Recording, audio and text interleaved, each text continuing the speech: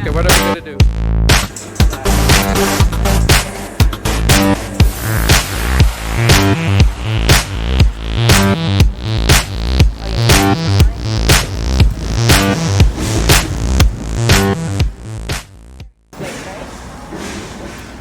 Okay, let's go. สวัสดีค่ะ สวัสดีค่ะพี่แม็กซ์อยู่ไหมคะอยู่ค่ะแม็กซ์อยู่ไหมสวัสดีค่ะพี่แม็กซ์ จ้าสบายดีดีใจมาเยี่ยมดีใจ ดีใจจังเลยค่ะที่ว่าพี่แม็กซ์จะมาสอนทำไอศครีมฟิชเชอร์วันนี้ ใครจะมาสอนอะไรของแบบนี้ใครมาสอนกัน สอน วันขอมาพี่ก็สอน ขอบคุณค่ะแต่เดี๋ยวก่อนอันนี้เราไปโกร้านกันก่อนเนาะ ได้ โอเค let's go อันนี้เราก็แบบฟรีโอเค ไม่ใช่ร้านใหญ่โตเลยนะคะเล็กๆเป็นสตรีทฟู้ดธรรมดาไหว้สิ่งศักดิ์สิทธิ์ของร้านก่อนนะจ๊ะนี่คือแม่นางกวักของร้านเราอยู่กับร้านเรามา20 กว่าปีแล้วเดี๋ยวพาขึ้นข้างบน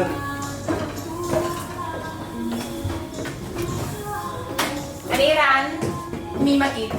สร้างมานานหรือยังคะ คือถ้านับของเจ้าของเดิมที่เป็นร้านอาหารไทยอยู่ตรงนี้มาก็ 27 ปี แต่เป็นของพี่แค่ 2 ปี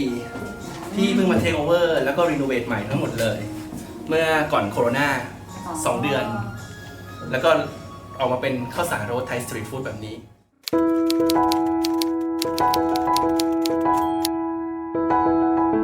ข้าวสารโรสไม่ใช่ร้านอาหารฟอร์มอลที่คุณจะต้องใส่สูตรผูกไทยเข้ามากินเราคือสตรีทฟู้ดเราคืออาหารข้างถนนใช่คุณจะต้องพี่ก็คิดว่าเราจะต้องสลัดคราบความเป็นรีสอร์ทออกไปแล้วก็ดึง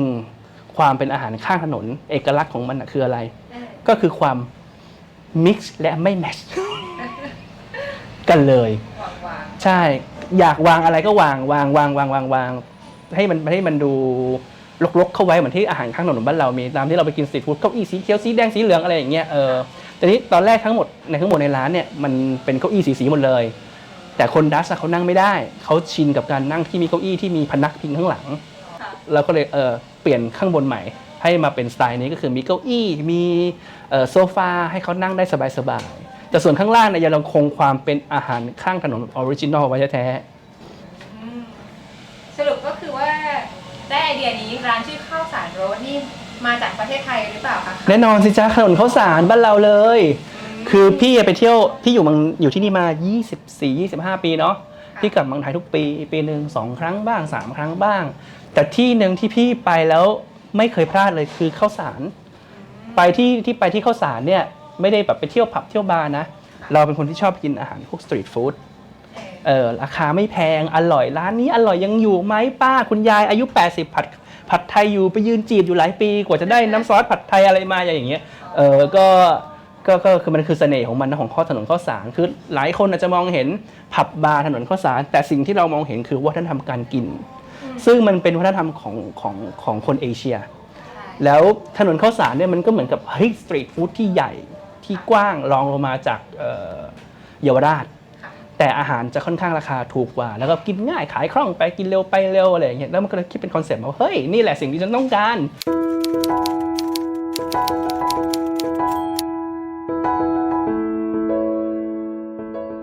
พี่เกิดที่สมุทรปราการแล้วก็ไปโตที่แปดริ้วคือฝั่งคุณแม่เนี่ยอยู่ที่สมุทรปราการแล้วก็ฝั่งคุณพ่อเนี่ยอยู่ที่แปดริ้วซึ่งไม่ไกลกันมากก็จะไปมาระหว่าง2 ฝั่งนี้แต่สิ่งหนึ่งที่2 ฝั่งมีเหมือนกันคือทั้งคู่ขายอาหารตามสั่ง ก็คือชินชีวิตเนี่ยรู้จักการทำกับข้าวมาตั้งแต่เด็กๆโขลกน้ำพริกช่วยหั่นผักหั่นทุกอย่างมาตั้งแต่เด็กๆคือไม่ว่าจะไปเยี่ยมทางฝั่งย่าหรือว่าจะไปอยู่ทางฝั่งยายนี่คือเหมือนกับชีวิตประจำวันเลยแล้วพี่แม็กซ์ชอบทำอะไรคะตอนเด็กพี่เหรอพี่เป็นคนที่ชอบอย่างที่บอกตั้งแต่ตอนแรกเนาะพี่เป็นคนที่ชอบกินสรรหากินแล้วสรรหาคิดที่จะทำอะไรที่มันใหม่ๆแปลกๆออกมา adapt apply คือวัตถุดิบวันนี้เรามีของแบบนี้เราจะทำอะไรได้บ้างแล้วถ้าเราต้องการจะทำอาหารแบบนี้แต่เราไม่มีวัตถุดิบหลักเราจะใช้วัตถุดิบรองอะไรลงมาได้บ้างนี่คือพี่ทำมาตั้งแต่เด็กๆคือเอาจริงๆก็คือในครัวมีอะไรอ่ะต้องทำเอาไปกับข้าวให้ได้แล้วต้องทำให้หลายๆคนกินด้วย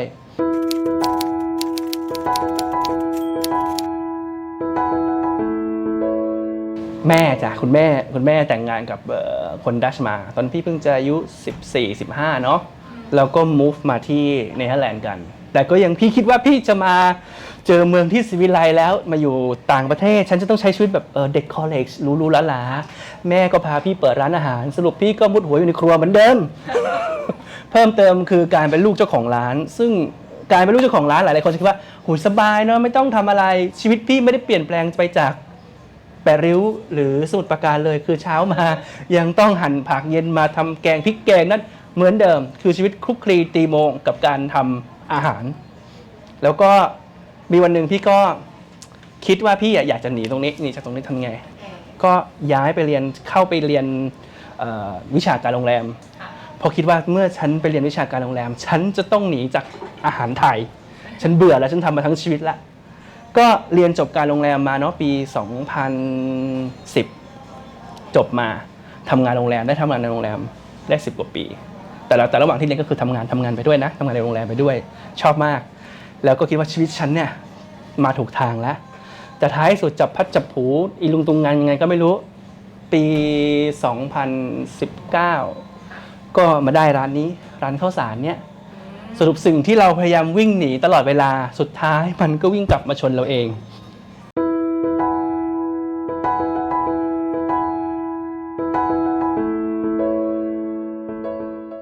เราจะมาสาธิตการทำไอศครีมทอดกันเนาะวันนี้ไอศครีมทอดเนี่ยเป็นของหวานที่ค่อนข้างขึ้นชื่อถ้าคนต่างชาติที่เคยไปเที่ยวเมืองไทยแล้วก็หลายๆร้านที่พยายามทำไอศครีมทอดออกมาขายกันที่นี่แต่ของพี่เนี่ยเป็นสูตรดั้งเดิมเลยที่พี่ได้มาจากเมืองไทยจากกรุงเทพด้วยความที่เราไปกินของเขาบ่อยจนตีซีจนขอสูตรมาได้อันนั้นเดี๋ยวเราจะมาทำกันวัตถุดิบวันนี้ก็หลักๆเลยคือไอศครีมที่คุณต้องมีแนะนำให้ใช้ไอศครีมวานิลลาเพราะว่าจะเป็นรสชาติที่กลมกล่อมที่สุดแต่ถ้าคุณชอบอย่างอื่นเป็นโชเบิร์ตหรือว่าไอศครีมที่มีรสชาติเปรี้ยวก็ได้แต่ว่ายังคงแนะนำว่าวานิลลาเป็นรสชาติที่อร่อยที่สุดขนมปังที่เราต้องใช้ที่ฮอลแลนด์นี่เขาเรียกว่าคาสิโนเบรดเป็นขนมปังสีขาวผงมะพร้าวแล้วก็ปังโกะคือเกล็ดขนมปังgedroogde broodkruimeltjes die kan van bij de Chinese toko kunnen halen แล้วก็เมล็ดถั่วอบที่ทำให้เป็นชิ้นเล็กๆแล้วนะจ๊ะนี่ซื้อทุกอย่างอุปกรณ์ทั้งหมดเนี่ยซื้อได้ในอาบะไทยใช่ครับเป็นถั่วเป็นมิกซ์ของถั่วอ๋อใช้ถั่วอะไรบ้างอะคะอันนี้โอ้หลายอย่างจ้ะเป็นเจอซื้อในซูเปอร์มาร์เก็ตมันจะเป็นกระป๋องนี้เลยแบบนี้เลยแล้วก็ไข่แดงไข่ขาวตีรวมกันให้เรียบร้อยไข่กี่ฟองใช้ไข่2 ฟองจ้ะไข่2 ฟองแล้วก็ช็อกโกแลตดรสซิ่งซอสผลไม้ตามฤดูกาลที่เราชอบที่เนเธอร์แลนด์เนี่ยผลไม้เยอะเพราะฉะนั้นเฟรชมากในการทำขนมปังคุณได้มาปุ๊บคุณต้องหั่นเป็นสี่เหลี่ยมแบบนี้ก่อนนะเดี๋ยวเราจะทำให้ดูตัดขนมปังเป็นสี่เหลี่ยมใช่ตัดขนมปังเป็นแผ่นสี่เหลี่ยมก่อน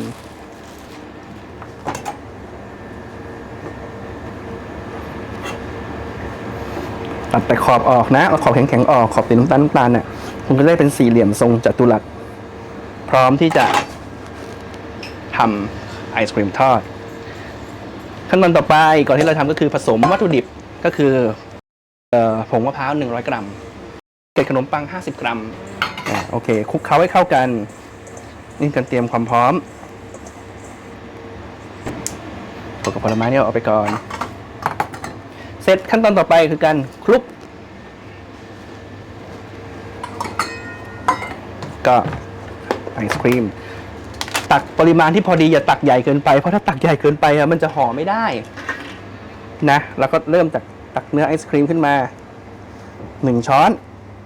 ปั้นให้เป็นกลมๆก่อนเพื่อการที่เราจะได้ห่อง่าย1 ช้อนเท่านี้ช้าลงมาโอเคเยี่ยมนำอีกแผ่นหนึ่งมาประกบแต่เวลาที่เราประกบเราห่อนิดนึงประกบให้มันเป็นทรงนี้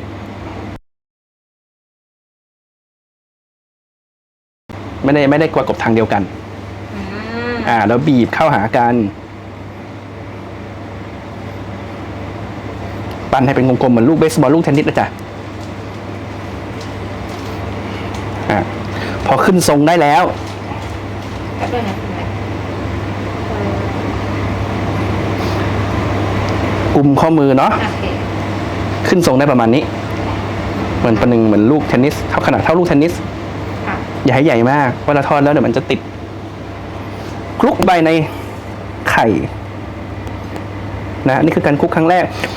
เวลาเราทำอาหารเนี่ยจำไว้เลยว่ามือหนึ่งเปียกมือหนึ่งแห้งให้เลือกเอาว่ามือถนัดมือไหนให้มือหนึ่งเป็นมือเปียกอีกมือหนึ่งเป็นมือแห้งทำไมนะทำไมต้องให้เป็นมือหนึ่งเปียกมือหนึ่งแห้งเพราะถ้าเกิดใช้สองมือเปียกนะสกปรก ค่ะ ไฮจีนต้องมีด้วยคลุกอันนี้คือการคลุกรอบที่หนึ่ง อือฮึ จะได้ออกมาทรงนี้ แล้วก็ลงไปอีกครั้งหนึ่งใช้มือเปียก เห็นไหมมือเราก็จะมืออันหนึงเปียกอันหนึงแห้ง มีทิป ชุบใส่ลงไป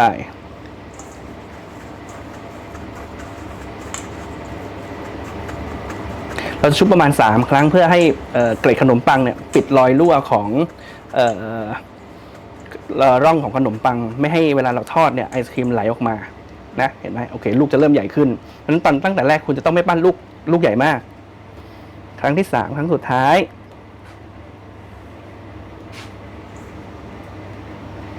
แล้วก็คลุกทีนี้ครั้งสุดท้ายเนี่ยสำคัญก็คือทีนี้คุณต้องใช้2มือแล้วเพราะคุณจะต้องวางฟอร์มของไอศครีมทอดออกมาให้เป็นลูกกลมๆแล้วก็เช็คขั้นสุดท้ายว่าไม่มีรอยแตกรอยปริเวลาที่เอาไปทอดเนี่ยไอศครีมไม่ได้ไหลเยอะออกมาเหลือแต่ขนมปังอย่างเดียวใช้มือประกบเราจะรู้สึกว่ามันยังมีน้ำไหลออกมาหน่อยในความแฉะของไข่เนี่ยแล้วก็คลุกลงไปอีกคลุกไปจนกว่าที่เราจะไม่ได้รับความชื้นออกมาจากตัวขนมปังอีกเลยนั่นคือปิดทุกอย่างหมดแล้ว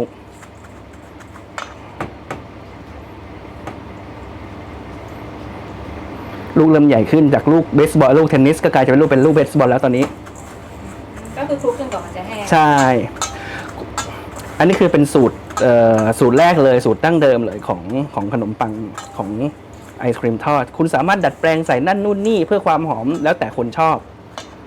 แต่ถ้าเกิดอยากได้ออริจินัลคือตัวนี้เสร็จแล้วปุ๊บได้ละทาดา ไหนขอดูหน่อยนะคะ ตอนที่เราเริ่มเนี่ยมันคือลูกเทนนิสแต่พอหลังจากที่เสร็จแล้วกลายเป็นลูกเบสบอลนั้นเสร็จคุณก็นำไปใส่ช่องฟรีซ แช่ช่องฟรีซ 1 คืนก็คือ24 ชั่วโมงเขาจะต้องถูกฟรีซเอาไว้เพราะฉะนั้นคุณทำวันนี้ต้องกินพรุ่งนี้ทำวันนี้แล้วกินวันนี้เลยไม่ได้เพราะลงทอดปุ๊บละลายหมดทันที24 hours later. แล้วเตรียมทอดกัน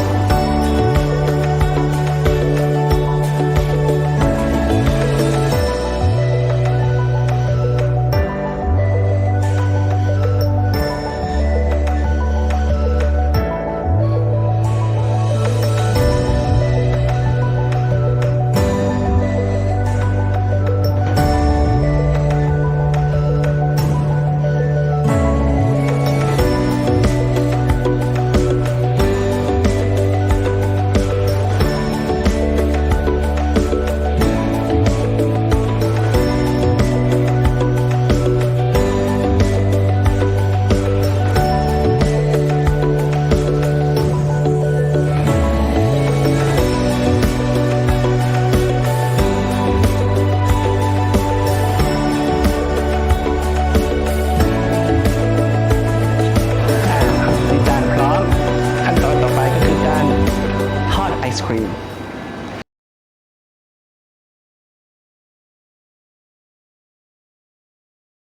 เราต้องใช้อุณหภูมิอยู่ที่ประมาณ180 องศาเซลเซียสมากกว่านั้นได้ไหมได้มันจะไหม้เร็วน้อยกว่านั้นได้ไหมได้มันจะด้านนั้นอุณหภูมิที่เหมาะสมที่สุดก็คือ180 องศาเซลเซียสใส่ไอศครีมลงไป ใช้เวลาทอดประมาณ1ไม่ถึง1นาทีดี ลงไปปุ๊บปุ๊บ อีกอุณหภูมิกี่องศาคะ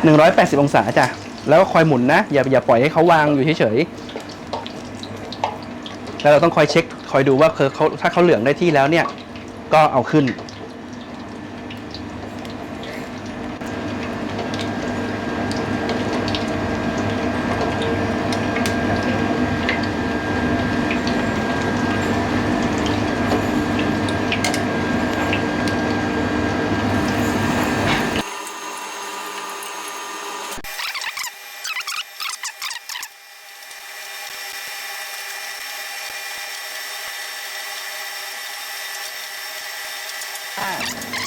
คุณห่อดีเนี่ย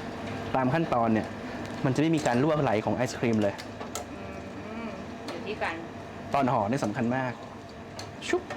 ได้แล้วเป็นสีทองประมาณนี้ แล้วก็เอามาพักให้ในผ้าซับน้ำมัน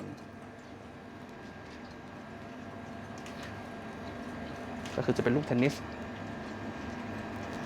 กับลูกเบสบอล เสร็จวางในจานนะจ๊ะ เป็นของหวานที่คุณต้องเสิร์ฟร้อนๆนะอันเนี้ย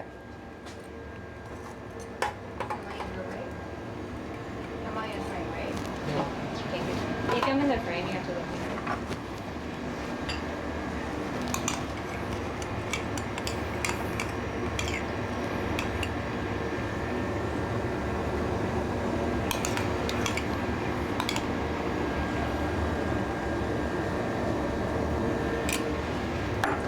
แล้วก็วิปครีมที่เราตีเองสดๆ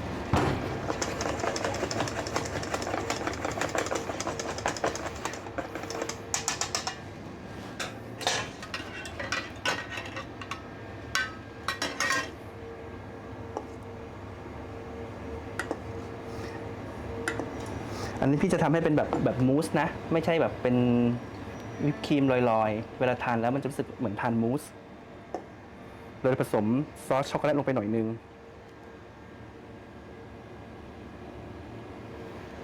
เสร็จแล้วค่ะ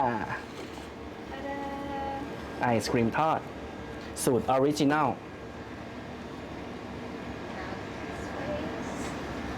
เรียบร้อย พร้อมทาน ตามคอนเซปต์เลยของแม่ Thank you เดี๋ยวเอาไปถ่ายรูปข้างนอก Now we're gonna take a photo